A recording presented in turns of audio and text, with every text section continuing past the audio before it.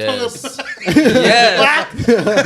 I'm so honored. Pero, alam mo, First guest. bagay si Robin dapat sa first episode kasi OPM yung pinapag-usapan Yes, niyo eh. Oo, yun. Diba? Yung unang episode natin. Yung parang may nabanggit kayo dun na parang yung mahirap ibahin yung national anthem ng Pilipinas. Ay, nako, na man, parang- you talked about that. Kaya nga eh. Yes. Sakto Do nga you dapat. not know if you type down on Google now, Martin Nievera, Philippine National Anthem, my name shows up? Oh, talaga? Because if you're going to flashback into that, the story is, my dad was invited to sing for Manny Pacquiao. Sa Ricky, what's his name? Ricky Hamilton? Yung Ricky British Hatton. guy. Hatton. Hatton. Yeah. Ricky Reyes ba? Ricky Reyes. Ay, By the way, Ricky Reyes won. So Ricky Hatton was the fighter. There, did you do it? No, you. Somewhere there it says. Georges versus Somewhere Martin there it says Nievera. Martin blames Robin, but that Martin blames son. But that's just so you click it, right? The thing is, he sang the song, and he wanted two versions. Because the rule is, I don't know if you talked about it last week, when you sing the national anthem, it has to be the exact same tempo, it has to be Yes. under 2 minutes, has to be the same key, and has to be a cappella. Like it's crazy.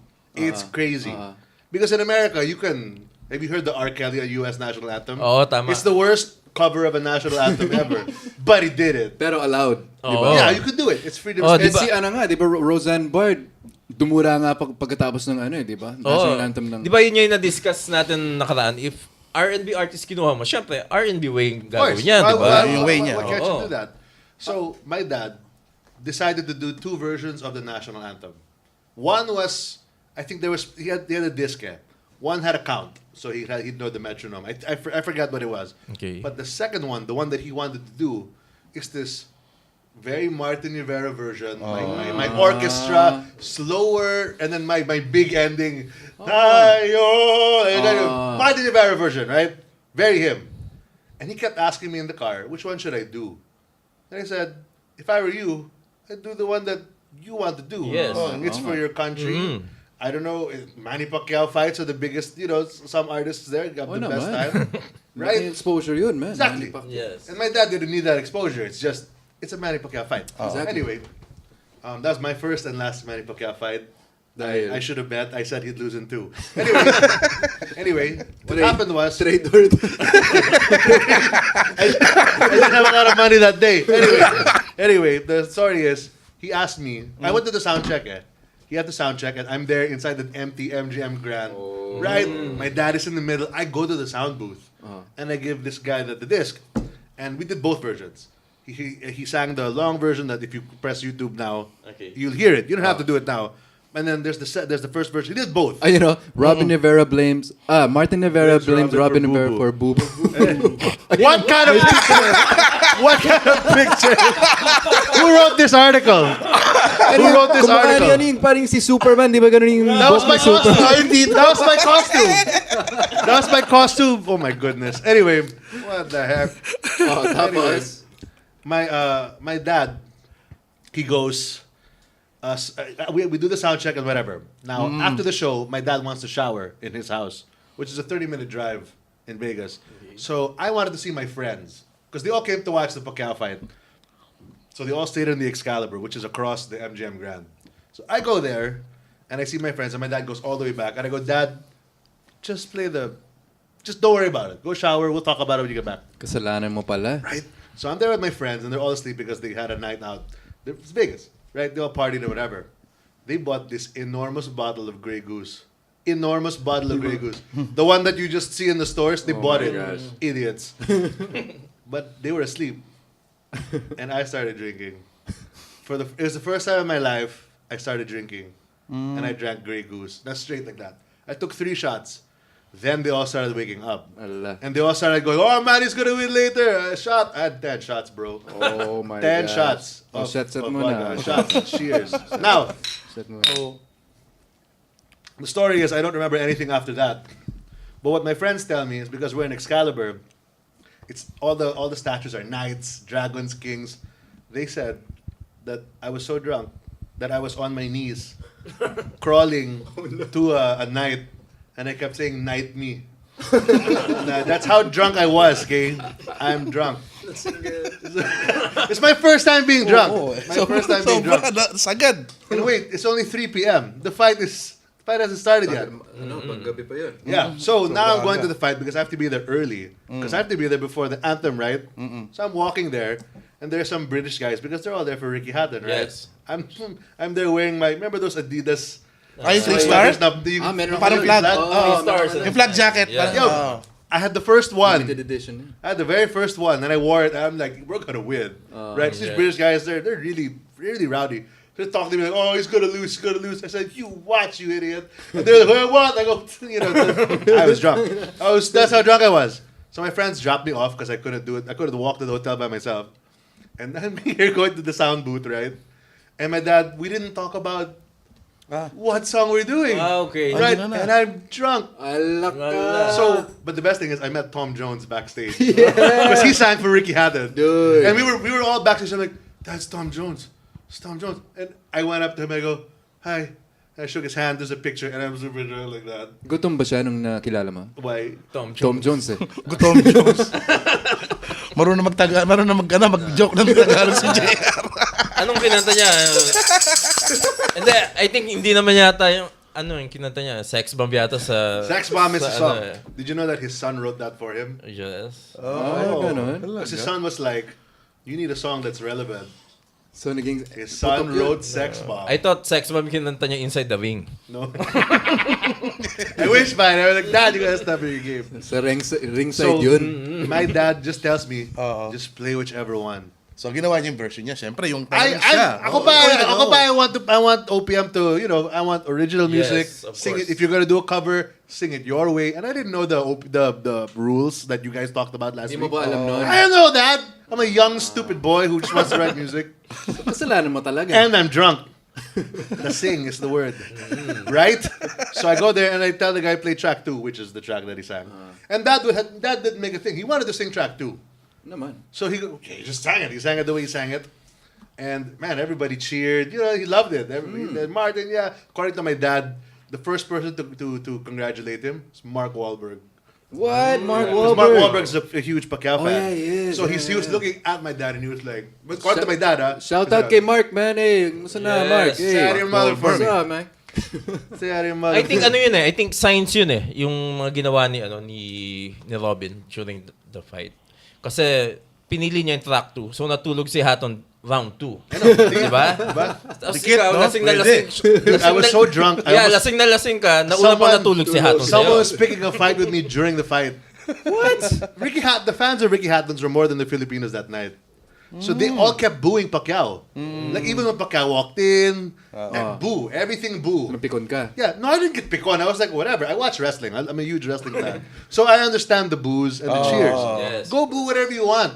Just know that when it's my turn to cheer, you can't say anything back. nga. Right? So Hatton fell the first time. Filipinos started screaming for the first time. When Hatton fell 3 times. Yes. When Hatton fell the second time, I was the first one to get up. And I started saying Hatton sucks. Sira ulo naman. So the Filipino guy who I don't remember, he was Filipino beside me. He got up and he goes, "Yeah, Hatton sucks." Umagree na lahat. So we started saying Hatton sucks. I don't know if it's because of me, but I know I started it in my row. Hatton Yeah. sucks.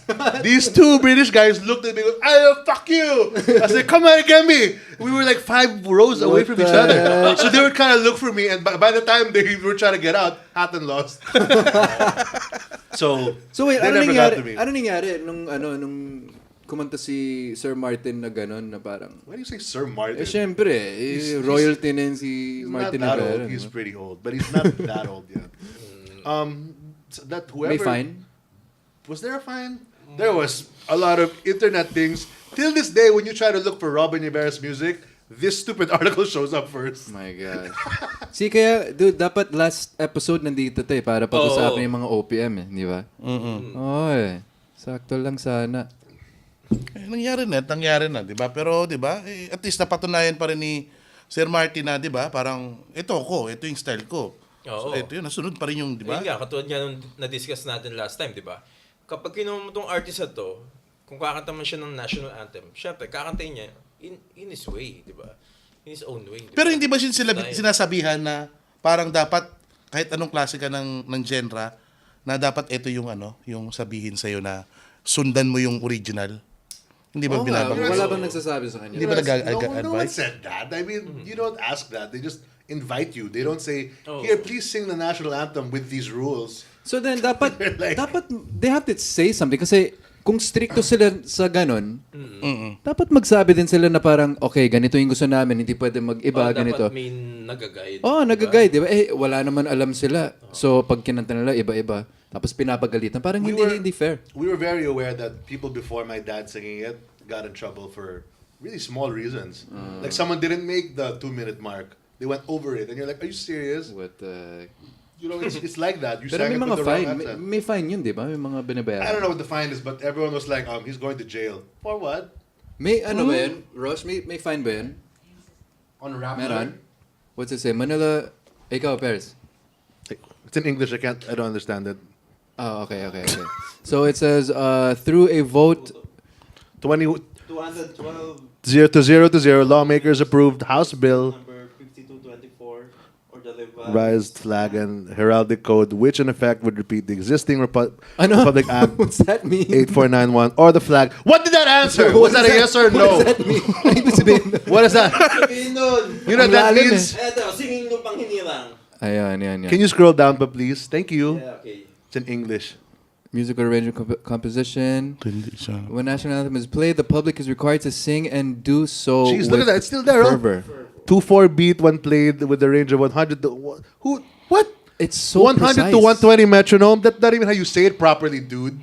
Tempo is 100 to 120. I know, what the heck? 100 to... That's a You big sing it in difference, How can you sing in 4/4 beat like when there's no beat? That's... Oo nga. I can sing in 3/4. You won't know.